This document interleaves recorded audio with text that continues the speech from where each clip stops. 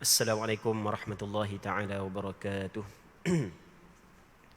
A'udzu billahi minasy syaithanir rajim. Bismillahirrahmanirrahim.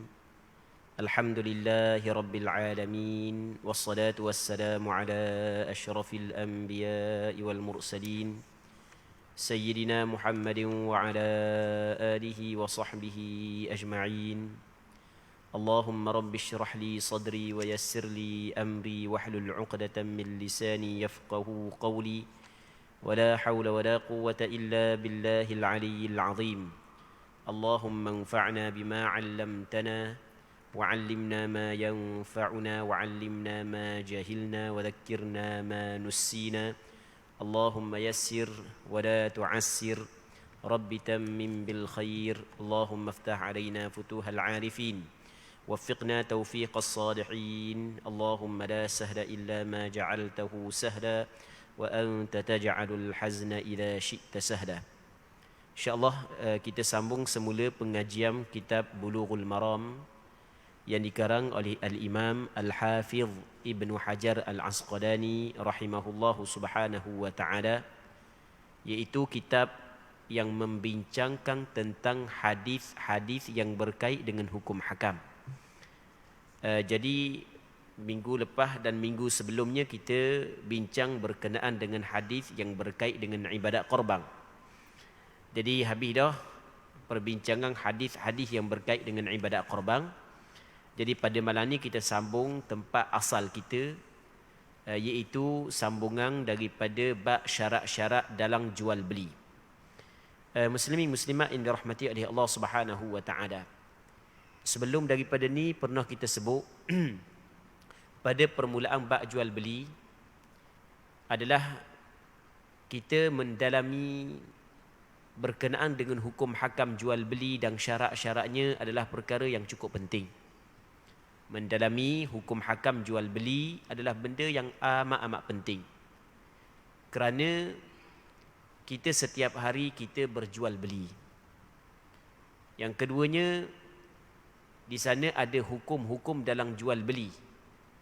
Andai kata kalaulah kita tersilap, maka berlakulah larangan di dalam jual beli.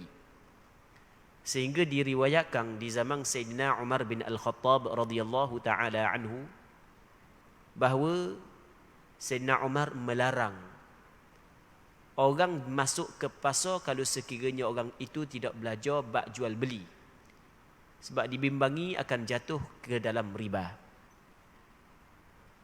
Muslimin muslimat ini rahmati oleh Allah Subhanahu wa taala. Untuk kita mendalami bab jual beli dan begitu juga bab riba dan seumpamanya, hak tu perlu kita kena belajar dalam kitab fiqh. Kerana dalam kitab fiqh dia lebih hurai ataupun dia hurai lebih ataupun dia huras secara lebih terperinci. Manakala kitab yang kita baca pada malam ni walaupun bab jual beli, tetapi kita bincang daripada hadis Nabi sallallahu alaihi wasallam. Jadi kita tidak bincanglah secara terperinci sebagaimana yang disebut di dalam kitab fiqh. Baik. Seterusnya katanya hadis yang ke-817 daripada kitab Bulughul Maram. وعنه رضي الله عنه أن رسول الله صلى الله عليه وسلم نهى عن بيع حبل الحبلة وكان بيعا يبتاعه أهل الجاهلية.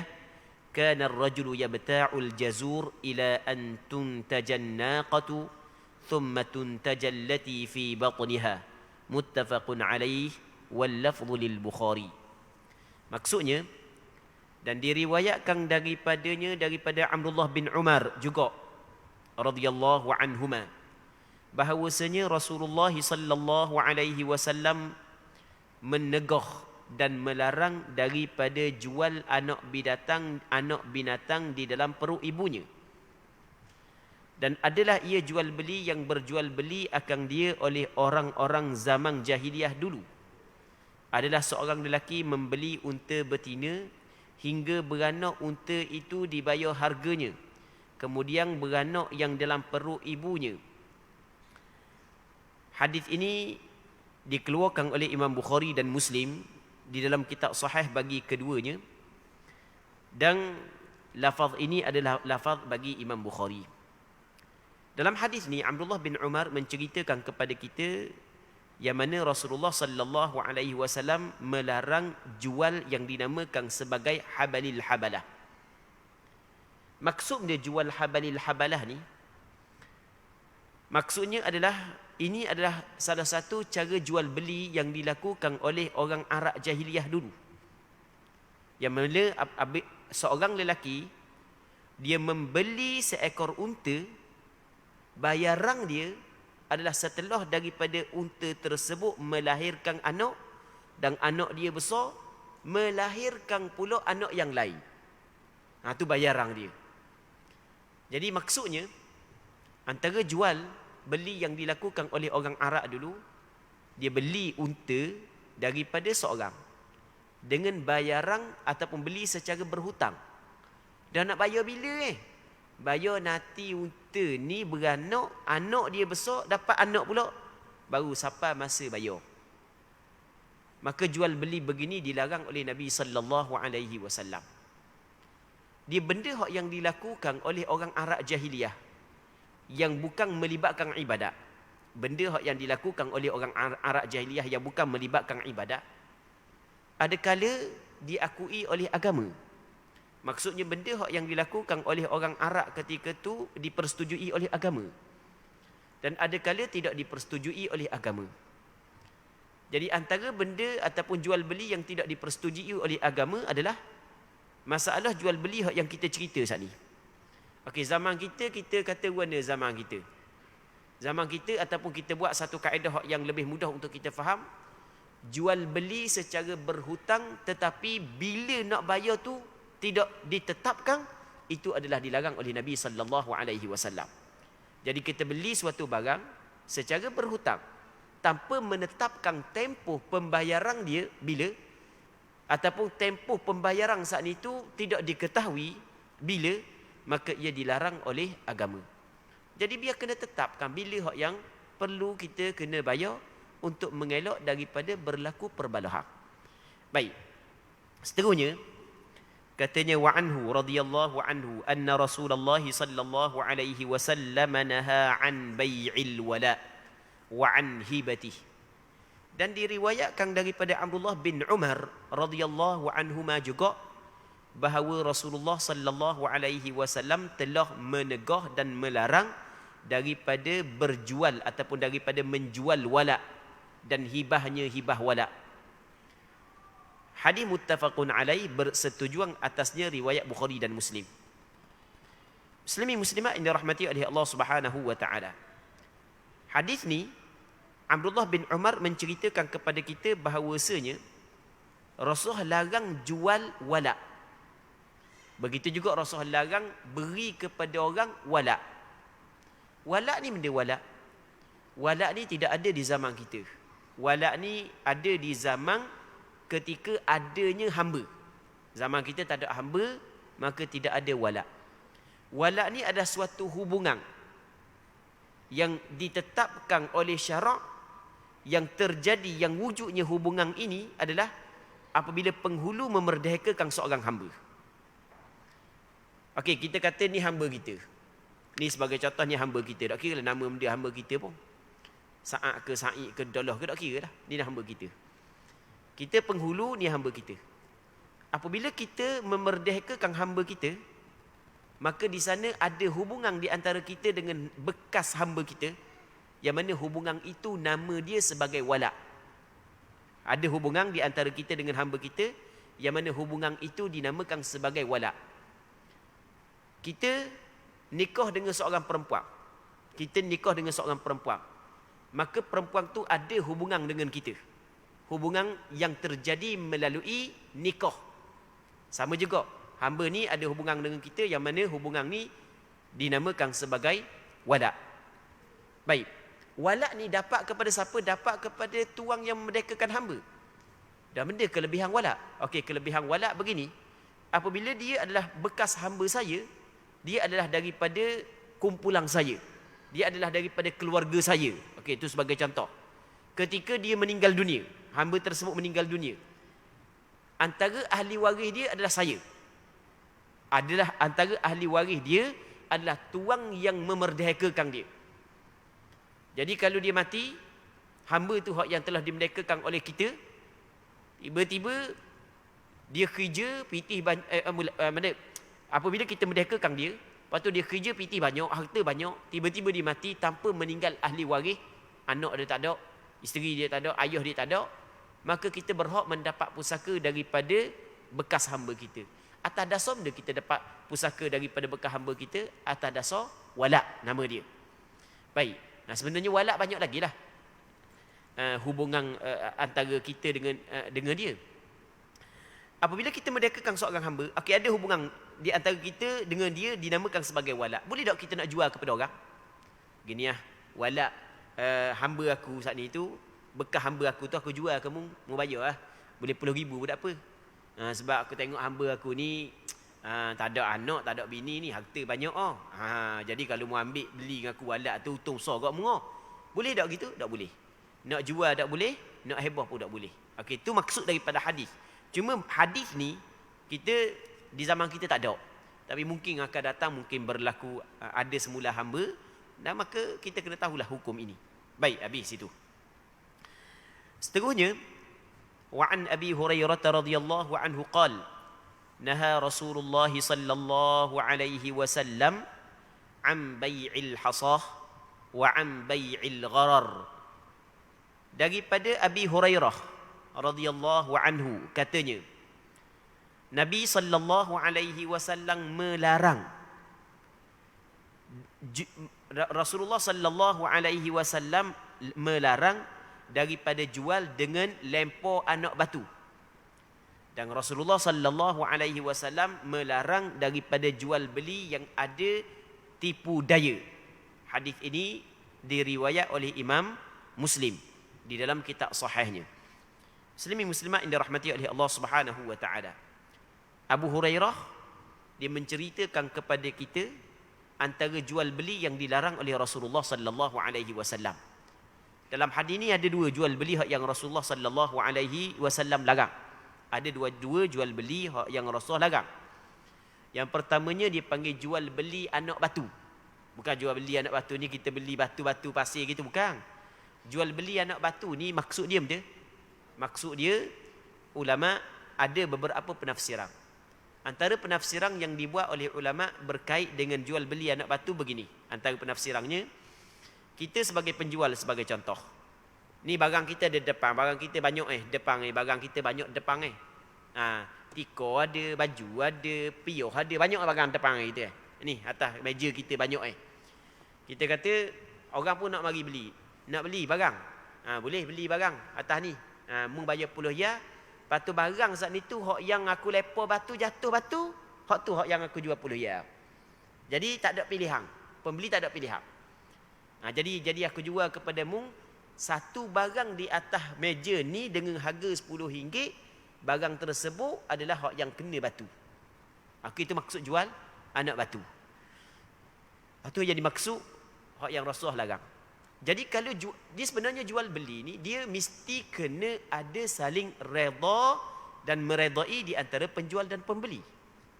Mana boleh kita nak jual kepada orang suatu benda yang orang tu mesti kena bayar kepada kita harga hak yang ditetapkan, tapi dia tidak ada hak untuk memilih. Hak tu salah. Hak tu tidak dibolehkan. Benda tu dilarang oleh agama. Jadi mesti dia ada hak untuk memilih.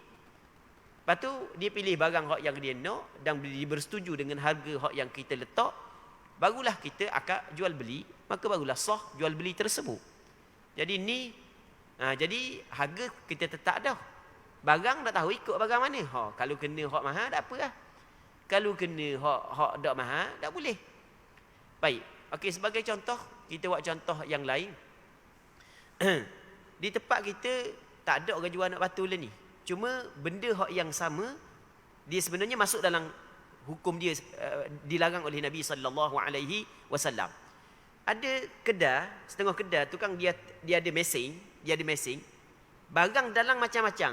Hak yang budak-budak, hak yang bulat-bulat ada dalam, mungkin ada dalam pedang, ada mungkin katung tu, mungkin ada katung ni, tapi tak piti hobiah, tak piti dimoseng atau tak piti sia. Tak piti sia pula. Mana hak jatuh tu hak tu dapat. Kalau berdalang tu benda sama, macam kita kata mesin air kotak ke, mesin air tank ke, jadi kita tok pitih, gak kita tekan air hak yang kita nak tu dia tubik air hak kita nak, hak tu tak ada masalah. Hak ni tidak ada pilihan untuk kita. Jadi jual beli hak yang ada sebahagian daripada kedai runcit di tempat kita buat, itu adalah jual beli yang dilarang oleh Nabi sallallahu alaihi wasallam kerana pembeli tidak ada hak untuk memilih. Kang ada kang? Oh kita kata 5% je. 5% pun jual beli juga benda tu dilarang oleh Nabi sallallahu alaihi wasallam.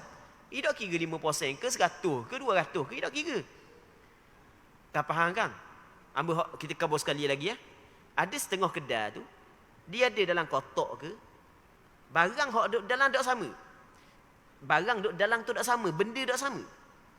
Nah, jadi budak-budak dia nak barang tertentu. Jadi tak piti 5 sen tu bik. Oh, dok leh lagi barang hak yang nak. Tak piti 5 sen. Tak piti 5 sen. Jadi ayah dia kena tempat kena, bukan ayah, mak biasa. Mak tempat kena ngatur. Oh, nak pula piti nak pula. Tak leh lagi barang dia. Habis kotak tu baru boleh jumpa barang dia. Baik, jadi ketika tu benda tidak ada pilihan daripada pembeli. Benda tu dilarang oleh agama. Dan banyak lagi contoh-contoh yang lain.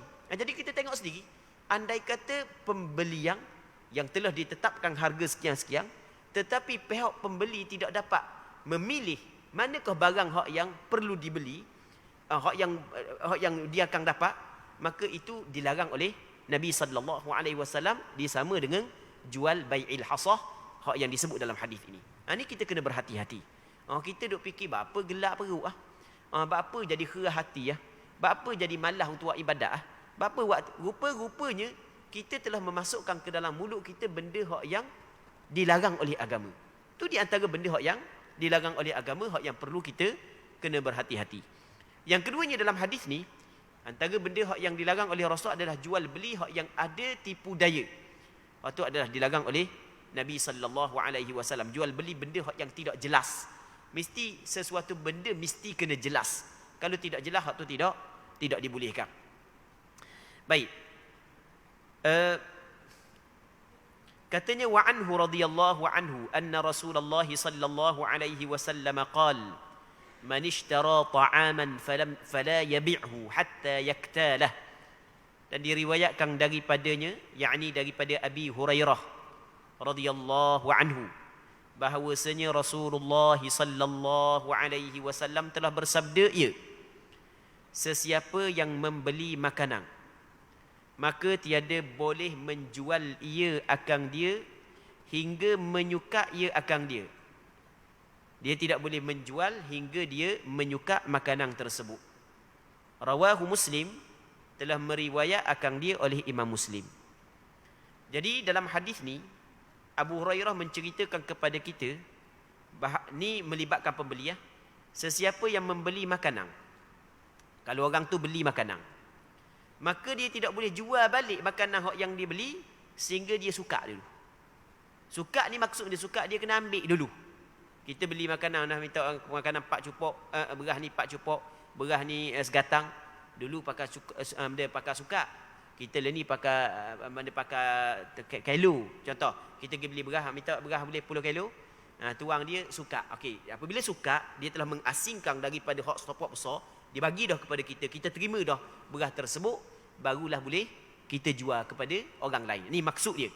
Sesiapa yang beli makanan, maka jangan dia jual makanan tersebut sehingga dia saat itu suka. Maksudnya dia, ataupun dalam riwayat yang lain menyebut sehingga dia qabab, sehingga dia terima benda ni. Mesti dia kena terima benda ni dulu, makanan dulu, baru dia boleh jual kepada orang. Ini di antara benda yang penting yang perlu kita kena tahu.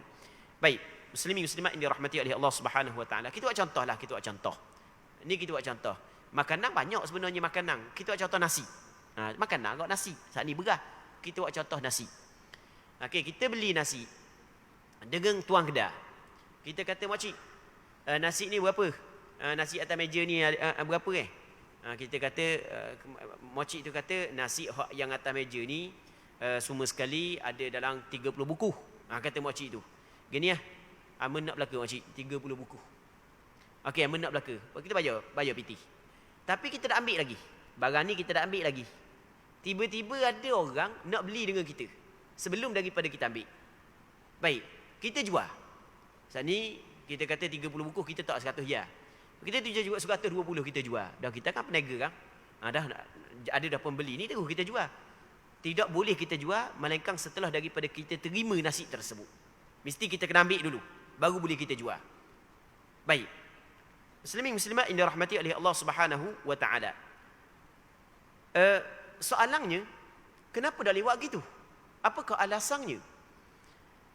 Imam Tawus, anak murid kepada Abdullah bin Abbas. Anak murid kepada Abdullah bin Abbas. Ketika Abdullah bin Abbas menceritakan kepada dia tentang hadis ini, yang mana Nabi SAW melarang orang yang beli makanan jual balik makanan tersebut sebelum daripada terima dulu makanan yang dibeli. Tawus dia tanya kepada Abdullah bin Abbas, "Kaifa dzak?" Apa jadi gitu? Kata Abdullah bin Abbas, "Dzaka darahimu bidarahim wa ta'am murja." Maksudnya sebenarnya pembeli yang begitu, jual beli begitu sebenarnya adalah jual beli duit dengan duit. Manakala makanan tu tak ada sebenarnya. Oh, kita tak faham lagi maksud dia jual beli duit dengan duit. Okey, kita kena cerita bab lain. Lepas tu nanti kita baca bab ni pula. Muslimin muslimat yang dirahmati oleh Allah Subhanahu wa taala. Kita dalam bab riba, dia riba ni terbahagi kepada 4. Bab riba dia ada 4 jenis. Salah satu daripada 4 jenis nama dia ribal qard. Riba hutang. Riba hutang, maksud dia riba hutang, kita bagi hutang piti ke orang. Hutang pinjam sama je, kita pinjam hutang sama je sebenarnya. Kita bagi pinjam kepada orang piti. Baik, dengan meletakkan syarat dia kena bayar lebih daripada apa yang dipinjam. Maka itu yang dinamakan sebagai riba. Okey, nampak kan? Jadi kita kepada kawan kita, oh, aku ni tak cukup pitih tak cukup pitih jadi boleh tak? Mana tak pitih? Kawan kita kata ada apa? Tak apa, awak bagi lah. Awak bagi lah 20 ribu ke, 10 ribu ke. Nanti aku bayar lah. Dia 20,500. Okey, nak bayar lebih Atau kawan kata, ataupun kawan kita kata gua ni, boleh, mu nak pinjam. Tapi mu kena bayar 10,500, bayar lebih 500 ataupun 20,500.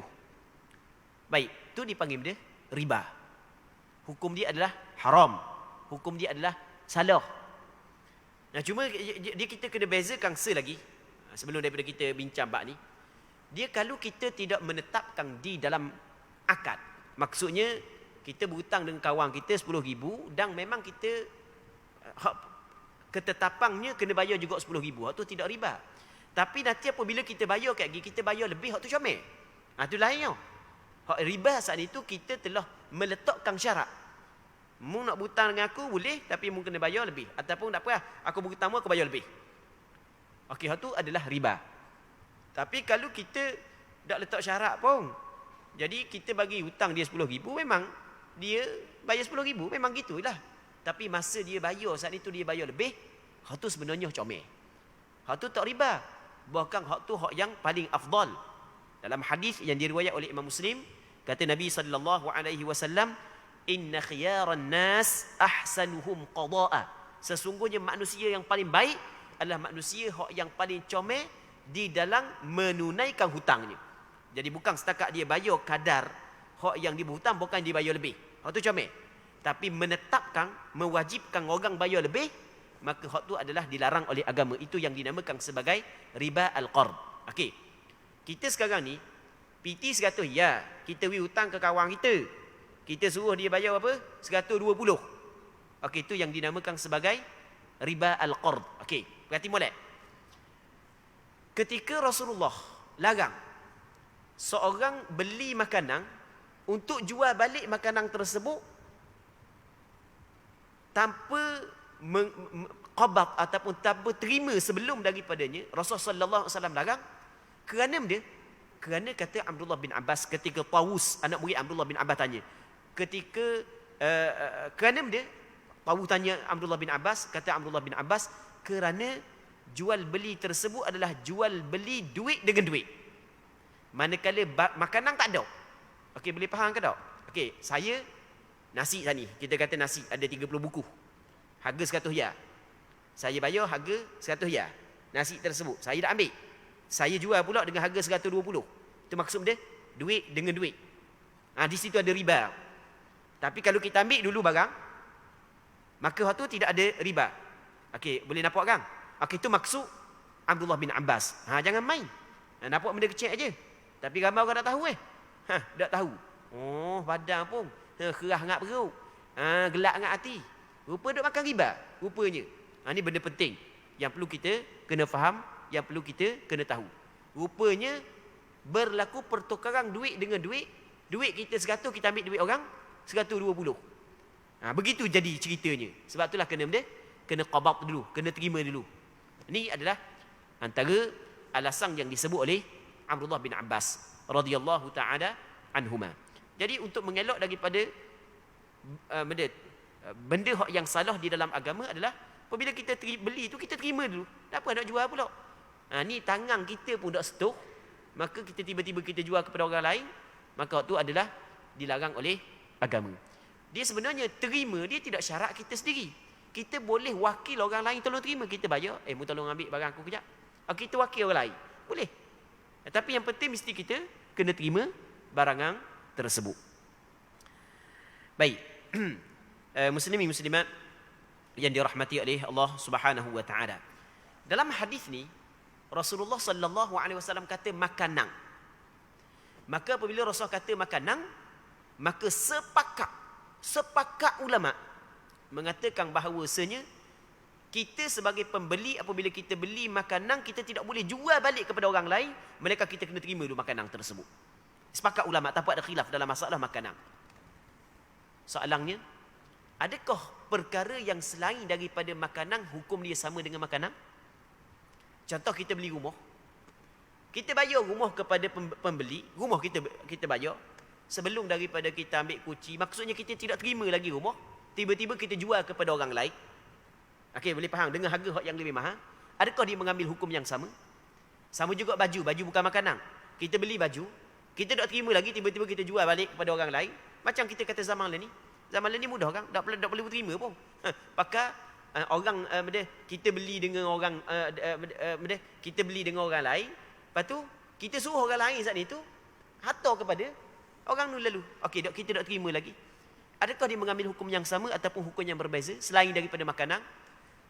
Okey, jawapannya adalah selain daripada makanan, ulama berbeza pandangan.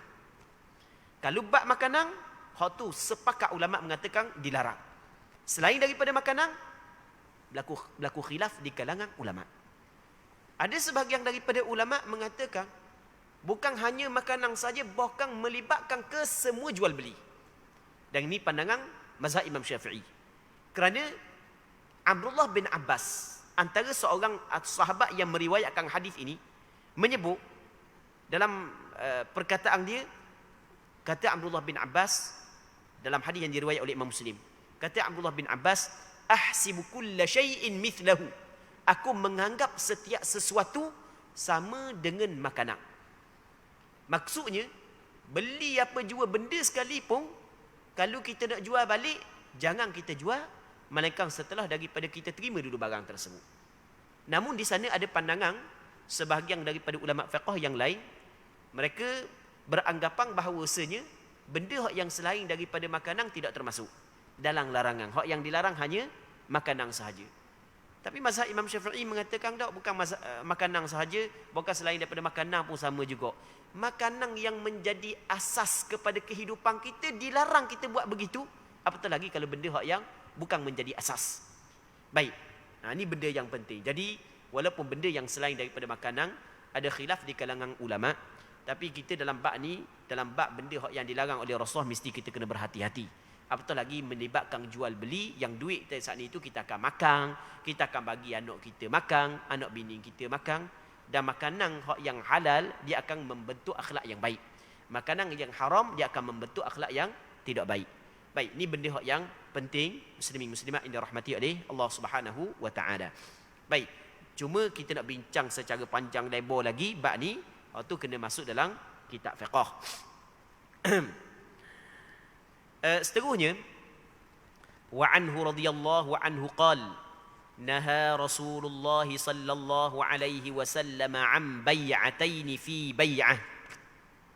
Dan diriwayatkan daripada sahabat Nabi sallallahu alaihi wasallam yang bernama Abu Hurairah radhiyallahu anhu juga, katanya Rasulullah sallallahu alaihi wasallam melarang dua jualang di dalam satu jualang. Dia dua jualang dalam satu jualang, Rasul larang. Rawahu Ahmad wan Nasa'i wa sahhahu Tirmidzi wa Ibn Hibban wa li Abi Dawud man ba'a bai'ataini fi bai'atin falahu awkasuhuma awir riba. Telah diriwayatkan hadis tadi oleh Imam Ahmad, Imam An-Nasa'i dan dan hadis ini telah dinilai sahih oleh Imam Tirmidzi dan Imam Ibn Hibban. Namun di dalam riwayat Imam Abu Daud menyebut Nabi sallallahu alaihi wasallam bersabda, barang siapa yang menjual dua jualang di dalam satu jualang, maka baginya apa hak yang kurang daripada dua jualang tersebut ataupun apa hak yang lebih. Hak yang lebih itu yang dinamakan sebagai riba. Muslimin muslimat yang dirahmati oleh Allah Subhanahu wa taala. Dalam hadis ni, sahabat Rasulullah sallallahu alaihi wasallam yang dikenali sebagai Abu Hurairah menceritakan kita antara jual beli yang dilarang oleh Nabi sallallahu alaihi wasallam adalah dua jualang dalam satu jualang. Mana pula dua jualang dalam suatu jualang? Okey, cerita dia gini. Dua jualang dalam suatu jualang ini ditafsirkan dengan beberapa penafsiran. Antara penafsirannya adalah seseorang menjual suatu barangan dengan suatu harga apabila dibayar secara tunai dan dengan harga yang lebih tinggi sekiranya dibayar secara hutang. Okey, boleh faham kan? Jadi sekarang ni satu jualang. Ni barang ni, contoh ni barang ni, okey, motor ke, kereta ke, tanah ke, rumah ke. Okey, barang ni harga dia tunai 10,000, berhutang 12,000. Benda ni dilarang oleh Nabi sallallahu alaihi wasallam. Okey, itu yang dimaksud. Dah orang tanya pula, Allah, berlambak zaman kita orang buat gitu belaka. Zaman kita. Okey, nanti kita nak cerita sikit lagi. Mengikut pandangan kebanyakan ulama, termasuklah pandangan mazhab Imam Syafi'i, hak yang dilarang begitu andai kata tidak dipilih salah satu daripada dua harga. Tetapi kalaulah dipilih salah satu daripada dua harga, maka hukum dia adalah diharuskan. Barang ni berapa Awak nak tunai ke, awak nak bayar cash ke, ataupun nak berhutang Dia kata nak bayar lalu. Okey, bayar lalu harga 10 10,000 bayar lalu. Baik. Dah kalau berhutang 12. Kalau gitu saya nak bayar tunai. Okey, dia memilih untuk bayar tunai. Hak tu tak ada masalah. Ataupun saya pilih untuk bayar hutang. Jadi saya akad barang ni, saya beli barang ni dengan harga 12,000. Tapi saya bayar secara hutang, ataupun saya beli secara hutang. Bayar ansur-ansur, kira-kira lah lagu mana pun. Maka atas pandangan majoriti ulama tidak menjadi masalah kalau begitu. Kalau begitu tidak menjadi masalah. Hak tak boleh mana? Saya jual barang ni kepada awak dengan harga 10,000 secara tunai, 12,000 secara berhutang. Pembeli kata mana? Saya beli barangan tersebut dengan harga tersebut tanpa menetapkan salah satu daripada dua harga itu. Okey, nampak kan? Jadi kalau menetapkan salah satu daripada dua harga, maka tidak menjadi masalah atas pandangan majoriti ulama. Namun di sana ada pandangan sebahagian daripada ulama tetap mengatakan hukum dia adalah tidak boleh, hukum dia adalah haram, hukum dia adalah riba. Jadi andai kata kita boleh mengelak daripada berjual beli seperti itu, elokkan dulu. Kerana di sana ada pandangan ulama yang mengatakan masih lagi dilarang oleh agama. Namun majoriti ulama kata tidak menjadi masalah. Jadi kalau terpaksa ataupun nak ngelak tak boleh dah, maka tak ada masalah. Majoriti kata tak ada masalah. Cuma macam yang kita kabalah tadi, kalau sekiranya boleh ngelak, kita ngelak dulu. Kerana kita ingat satu kaedah, al-khuruju minal khilafi mustahab. Keluar daripada khilaf, hukum dia adalah digalakkan. Hukum dia adalah digalakkan, dituntut oleh agama. Jadi kita buat sesuatu untuk keluar daripada khilaf. Jadi kita elok dulu. Kita nak beli benda gitu, kita elok dulu. Baik, hak tu adalah amat digalakkan oleh agama kerana kita keluar daripada khilaf. Muslimin muslimat yang dirahmati oleh Allah Subhanahu wa taala. Seterusnya katanya, wa an Amr bin Shu'aib an abihi an jaddihi radhiyallahu anhuma qala qala Rasulullah sallallahu alaihi wasallam la yahillu salafun wa bay' ولا شرطان في بيع ولا ربح ما لم يضمن ولا بيع ما ليس عندك. Diriwayatkan rawahul khamsah wa sahahu at-Tirmidzi wa Ibn Khuzaimah wal Hakim wa akhrajahu fi ulum al-hadith min riwayat Abi Hanifah an Amr al-madhkur bilafzi naha an bay'in wa syart. Maksudnya diriwayatkan daripada Amr bin Shu'aib, daripada bapanya, daripada datuknya, radhiyallahu anhuma. Katanya, datuknya nama dia adalah Abdullah bin Amr bin Al-As, seorang sahabat Rasulullah, radhiyallahu anhuma. Katanya, telah bersabda oleh Rasulullah sallallahu alaihi wasallam. Rasul kata mana? Tidak halal. Tak halal benda ni. Tak halal ni maksud dia tak halal. Haram ah. Tidak halal berhutang dan jual. Yang pertama. Dan tidak halal juga dua syarat di dalam jualan. Letak dua syarat dalam jualan, tidak halal. Dan tiada untung barang yang tiada dijamin akan dia. Tidak halal mengambil keuntungan benda yang belum lagi dijamin. Yang ketiganya, dan tidak halal jual barang yang tidak ada di sisi engkau, yang bukan milik engkau. Hadis ini dikeluarkan ataupun diriwayat oleh 5 orang ulama hadis dan dinilai sahih oleh Imam Tirmidzi, Imam Ibn Khuzaimah, Imam Hakim An-Naisaburi. Baik. Dalam hadis ni, kalau kita tengok ada 4 perkara yang disebut oleh sahabat Rasulullah sallallahu alaihi wasallam yang Rasul haram, ataupun yang Rasul sebut dalam hadis ni 4 perkara. Yang pertamanya adalah tidak halal berhutang dan jual. Berhutang dengan jual tidak halal. Maksud dia berhutang dengan jual tidak halal. Ini kena hurah sikit. Maksud tidak halal jual dan berhutang ni dia ada beberapa penafsiran yang ditafsirkan oleh ulama.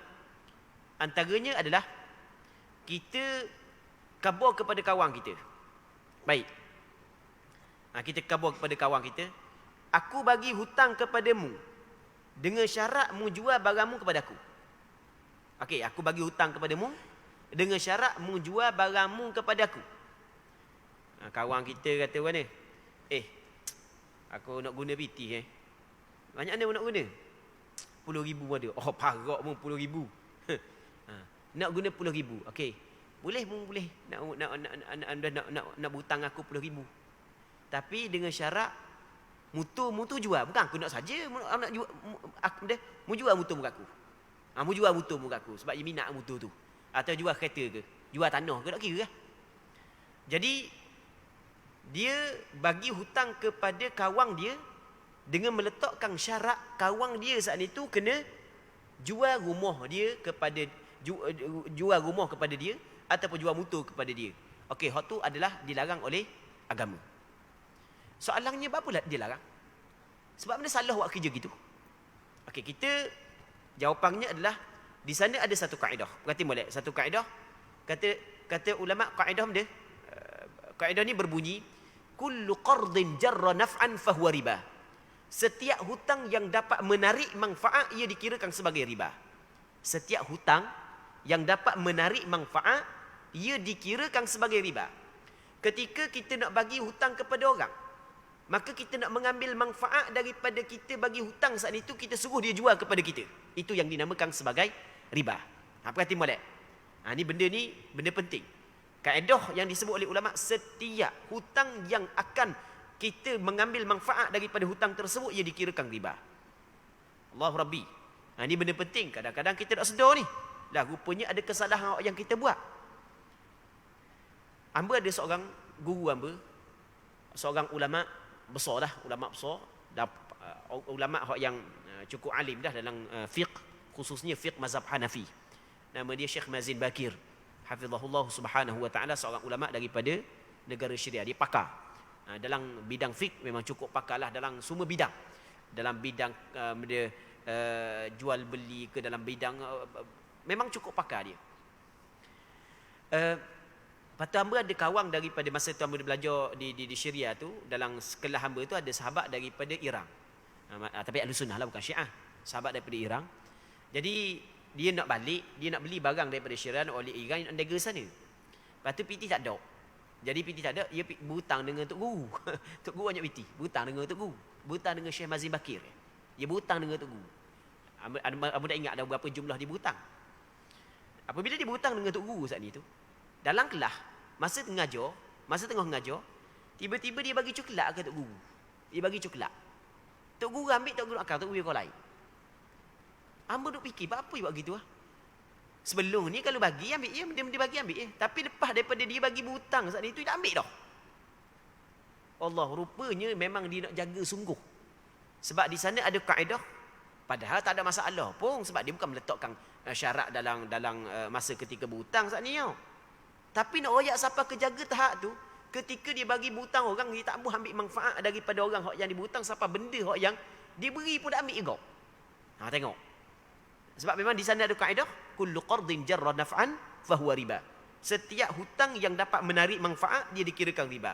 Jadi aku bagi hutang kepada mung dengan syarat mu jual rumah kepada aku, maka ia dikirakan sebagai benda yang dilarang oleh syarak.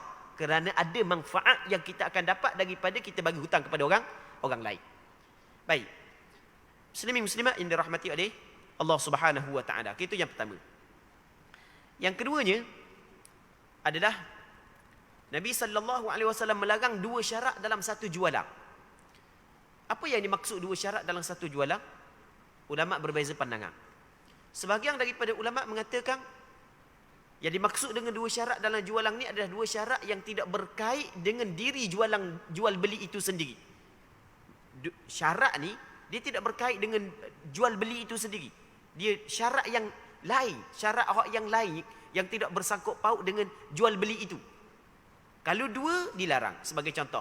Ini pandangan mazhab Hanafi. Dia kata gini sebagai contoh. Ataupun pandangan sebahagian daripada ulama fiqh. Kita beli kain dengan seseorang. Orang tu penjual kain. Okey, kita beli kain dengan dia. Kita kata kainmu ni aku belilah. Okey, tak apalah beli. Tapi dengan syarat, dengan syarat aku beli kain dengan mung dengan harga RM10. Okey, mu jual kain kepada aku RM10, tapi dengan syarat mung kena tolong buat jubah kepada aku. Okey, tengok. Syarat mu buat jubah, lepas tu syarat yang kedua mu kena bagi atur rumah aku. Okey, dua syarat tau. Buat jubah yang pertama, yang keduanya mari atur rumah. Ni benda yang suku sakak. Tiba-tiba kita meletakkan syarat dalam jual beli tersebut, maka ia dilarang. Okey, ni benda sebahagian penafsiran sebahagian ulama untuk hadis ini. Baik. Cuma dua syarat yang dilarang ni adalah ketika mana syarat saat itu bukanlah melibatkan akad jual beli. Kalau melibatkan akad jual beli, maksudnya benda tu memang kalau orang jual beli memang benda tu mesti dilakukan oleh dia. Itu tidak menjadi masalah. Maksudnya bukan syarat yang asing. Itu tidak menjadi masalah. Sebagai contoh gini untuk kita faham. Sebagai contoh, aku jual barang ni kepada mung dengan syarat mung bayar tunai dan mung guna ikut mung nak guna mana pun. Okey, itu tak ada masalah. Syarat bayar tunai memang tak ada masalah tu. Dah nak guna mana pun tak ada masalah. Sebab dia dah aku beli barang kat gini, jadi milik aku, ikut aku nak guna mana. Okey, tu tak ada masalah syarat lagu tu. 10 syarat gitu tak ada masalah. Okey, barang ni aku jual kepada mung, tapi dengan syarat mung bayar tunai. Okey, bayar tunai dengan PT Malaysia. Lepas tu kat gini mu ambil lalu. Lepas tu mu buat ikut benda pun mu nak buat. Okey, tu tak ada masalah. 10 syarat pun tak ada masalah tu. Hak ni syarat yang asingnya. Tu tidak dibolehkan kalau dua syarat. Baik, okey, dia ada perbincangan yang panjang lagi lah. Cuma oleh kerana masa habis dah, kita untuk malam ni kita berhenti sini dululah. InsyaAllah kita sambung balik pada minggu-minggu yang akan datang, kalau sekiranya dipanjangkan umur. Dan kita mengharapkan ada manfaatnya dan ada keberkatannya di atas perbincangan yang kita bincang pada malam yang mulia ini. Wallahu subhanahu wa ta'ala a'la wa a'lam. اللهم حققنا باتباع نبيك محمد صلى الله عليه وسلم ظاهرا وباطنا اللهم اجعلنا ممن يستمعون القول فيتبعون أحسنه صلى الله على سيدنا محمد وعلى آله وصحبه أجمعين والحمد لله رب العالمين